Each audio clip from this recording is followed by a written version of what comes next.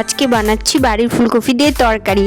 বাড়ির ফুলকপির স্বাদই আলাদা। ও আচ্ছা আচ্ছা, আপনাদের তো আমাদের ক্ষেতটা অনেকদিন দেখা হয়নি, চলুন দেখাই। এর আগে যখন আমি আপনাদের সাথে ক্ষেতটা শেয়ার করেছিলাম তখন বাঁধাকপিগুলো একদমই হয়নি, আর এখন দেখুন কত বড় বড় হয়েছে।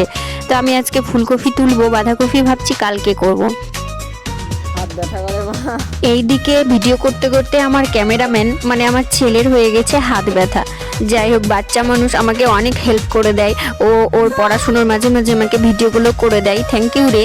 ও যখন আমাকে বলছিল ওর হাত ব্যথা করছে, তো আমি বললাম যে ছেড়ে দে, আমারও খুব কষ্ট হচ্ছিল। ওর কত কাজ থাকে, সকালে টিউশন থাকে, ক্যারাটে থাকে, তারপরে দুপুরে আবার পড়াশোনা থাকে, তার ফাঁকে ও আমাকে ভিডিওগুলো করে দেয়। তাই বেশি আর বাইরে ভিডিও করলাম না। এরপর আমি চলে এসে রান্না বান্নাগুলো তাড়াতাড়ি সেরে নিলাম। যেহেতু মাধ্যমিক পরীক্ষা চলছে, সবাই দুপুরবেলা এসে আবার খাবার খায়, তাই একটু তাড়াহুড়ো করছি, সবার টাইম হয়ে গেছে আসা। আজকে আমাদের লাঞ্চ মেনু হচ্ছে রুটি আর ফুলকপির তরকারি আর দুধ। জানি রুটি শুনে সবাই আশ্চর্য হবেন, কিন্তু আমাদের এইভাবে খাওয়া দাওয়া হয়। রাত্রিবেলা সবাই আবার একটু ভাত খায়।